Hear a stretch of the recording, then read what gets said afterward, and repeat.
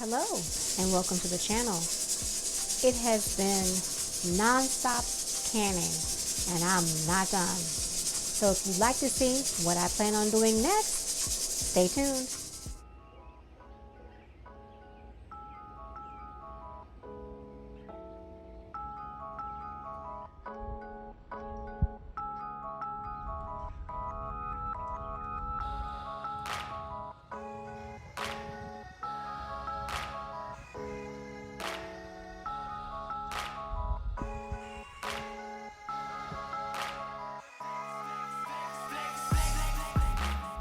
I'm going to take these chicken breasts and I'm going to put them in the Instant Pot and cook them down some before I pack them in the jars. So let's go to the Instant Pot. The Instant Pot only requires 1 cup of water in order to bring it up to pressure. So in goes 1 cup of water. And now I'm going to add those chicken breasts. Now I have placed seasoning on the chicken breasts. It's been sitting in this bowl for many hours. So I'm hoping that this rub will have actually gotten deep into the chicken breasts. Now I'm going to put the rub that's in the bottom of this container also inside of the Instant Pot, just like so. I want all that seasoning to get into that meat. Now I would generally place the setting on a meat and stew setting, but I'm not going to cook this all the way through because it's going to be pressure canned. So I'm going to put it on a different setting. I just put a little bit of barbecue sauce on top of the chicken breast. I changed my mind. I wasn't going to do that, but then I said, you know what? Let's do that. So now I'm going to put the lid on. Make sure it is on sealing and not venting. And normally, like I said, I would hit this button that says meat stew, which would give it 35 minutes. But I'm not going to do that.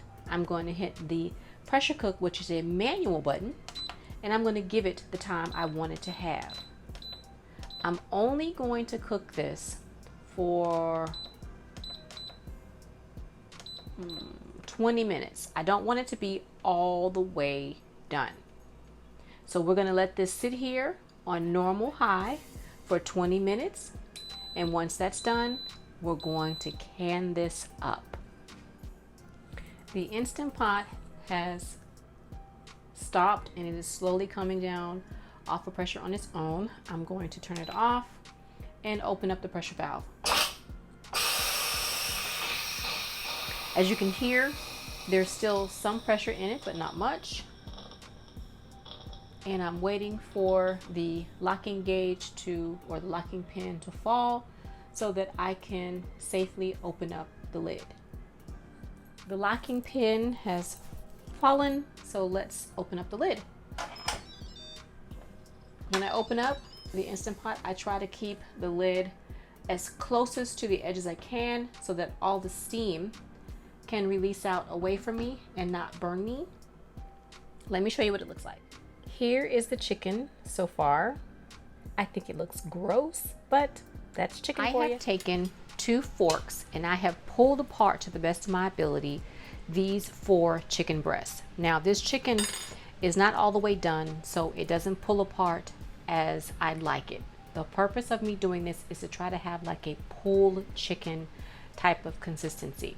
So hopefully in the canning process, it'll break down some more and it'll look like pulled chicken. So now I'm going to get this canned up. Grab some wide mouth pint-sized jars and I'm going to jar up this chicken. Now I'm hoping that I can at least get this chicken to not be chunked, because that's not what I'm trying to do. So I'm just giving it a little bit of a chop with my spoon. Hopefully that'll also help break it down a little bit. I don't want big chunks, but we'll see. So I have a slotted spoon because I don't want to get the juice from the cooking process into my jar if I can help it. And I'm just going to jar up this meat like so. Now those are some really big pieces. So again, I'm just going to try to poke at them a little bit, see if that will break it up some. But if not, it'll just have to be what it'll have to be. And I'm going to fill up my jars. Now the reason why I am using pint-sized jars is I want this to be just enough for a single person's meal. You can get maybe 2 pulled chicken sandwiches out of here. I'm going to take my debubbler and see if that meat is soft enough to break up. And some of it is. So I'm just poking it like so. And I don't want to pack this in because I don't want it to clump up while I am cooking it in the canner. I don't want it to come out in one big glob. So I'm just going to move it around like so. And I'm going to put a little bit more chicken in here. I'm debubbling. If you hear any rustling in the background, that's one of my dogs. She has an attitude today, so she's in the back being fussy. Bulldog life. Okay. And I'm not quite sure if I'm going to be able to get 4 pints out of this. It might just end up being 2.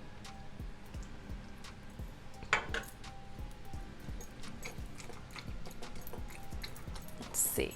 Now, what I'm also going to do, because I feel like being a little extra, is I'm going to take some of that barbecue sauce and I'm just going to squirt it in there and mix it around.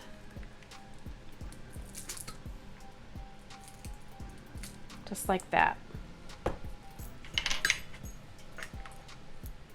I'm making this up as I go along, guys.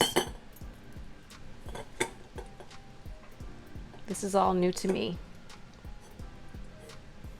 So I'm just going to kind of like debubble it, mix it around, kind of get it down in the bottom. Just like so. Just like that. I'm going to put a little bit more barbecue sauce in there and then I'm going to call it good. Maybe. Let's see. Do I need a little bit more? Just a smidgen. Just a smidgen. That's probably about a teaspoon. That's what it looks like to me. I'm just going to shift it as I am debubbling. It's important to debubble. Just like so. All right. Now I'm going to take my funnel off. And I have a paper towel with some distilled vinegar off to the side. I am going to wipe off the rim of my jar. I've checked my jars. I don't have any cracks. They seem to be usable just fine, no problems. Now I'd like to put, let's see if I'm doing that right. There we are. I'd like to get the labels lined up because I'm just being a little extra today. And so I'm just going to put the lid on. Sounds like I left my water on in the background. Uh-oh, got to get that turned off. Can't afford to have a big old water bill. And then I'm going to put my lid on. my band on, fingertip tight. I'm going to finish the rest of the jars just like this and get this into the canner.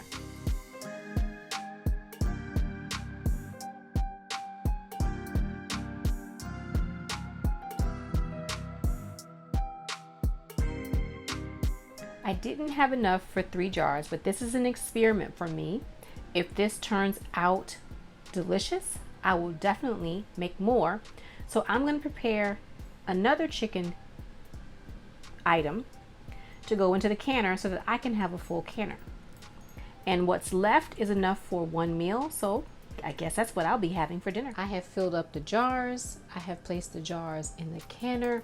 And so now we wait for the canner to push a steady flow of steam and the locking mechanism to pop up. 1 hour and 35 minutes later, it is time to turn off the canner. After my canner has come down off of pressure and I can take my rocker off, I remove my rocker after 5 minutes. I then open up my canner and leave my lid tilted slightly ajar for an additional 10 minutes to allow additional steam to escape.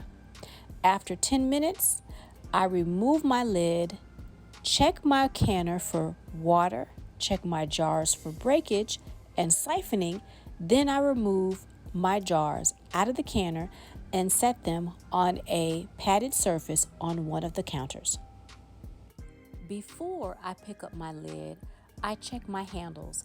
On my canner, my handles get very warm. So sometimes I need to pick up my canner with some kind of heated pads because I don't want to burn my hands. This is the second time I'm able to use my 23 quart Big Mama Mamma Jamma canner. And I had several processing projects to do. So in this particular scene, what you're seeing is I was able to double stack. Can we say that again? I double stacked, y'all. So excited. That's why I got the canner, to be able to double stack. So I have 3 different things that I have in this canner that I have been processing today. And so not only is the barbecue chicken in here, but I also have some soup, chicken soup, as well as just plain old chicken in broth. This is the first time I've actually canned with these 26-ounce square mason jars. I love these mason jars. They are really nice. However, it's hard to pick them up. The jar lifters don't really like the square jars, and it's hard to get the jar lifter around the rim or the threading of the jar, if that makes sense. I had some struggles here, you guys, and it was making me very nervous. But this is that chicken soup that I made. And so all I need to do now is, if I want to have this chicken soup, just make some noodles, and I have homemade chicken noodle soup.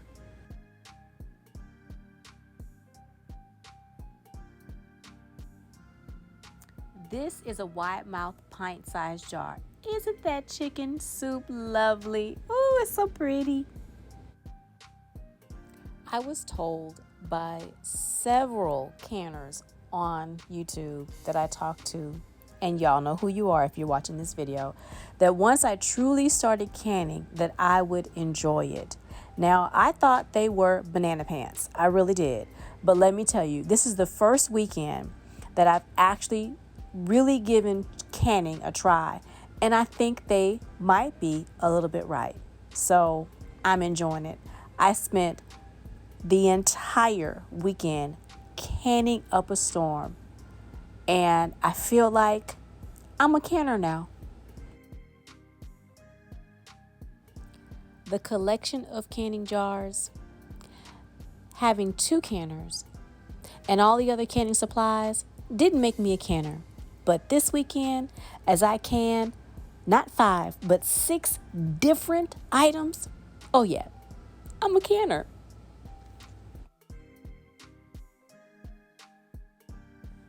I need to figure out a better way of getting my second rack off the top of my jars when I double stack. I am fumbling with this, and this is hot. You can burn yourself. Don't ask me how I know that. Did I mention double stacking in the canner is my new friend? Getting the jars out of the canner, now that's not my friend. Me and her, we need to communicate a little bit more. On the bottom of the canner, I have more of that lovely chicken soup that will be turned into chicken noodle soup. Yum. I'm sort of getting the hang of the jar lifter.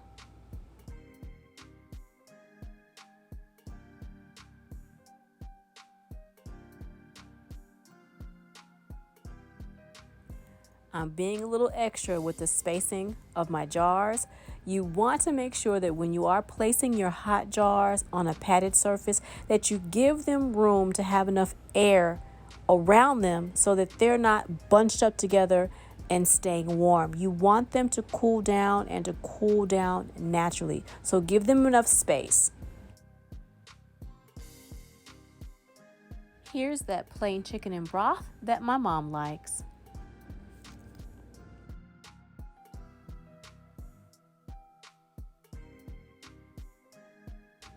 Here's my barbecue chicken.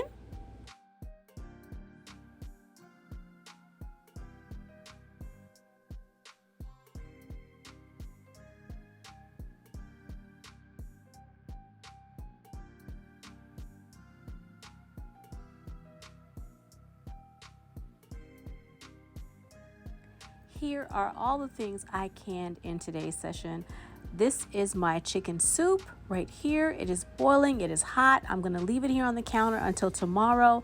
And then I'm going to take the bands off, give it a good wash, and put it in my storage place. Here is my chicken and broth. I'm hoping my mom will really enjoy this. And here is that barbecue chicken. It is really spicy. I've tasted it, and oh my goodness, yum, yum. Now, I'm so glad that I was able to get all this knocked out this weekend. I want to thank you all for coming along with me in the kitchen. I hope you're enjoying my season of learning to can. If you're a subscriber, thank you for being a subscriber. Thank you for watching. If you're unsubscribed, thank you for coming to my channel. Think about subscribing. I hope you enjoy each and every episode, and I hope to see all of you again in the next video. Thank you for coming along, and I'll see you the next time, either in the kitchen or in the garden. Bye for now.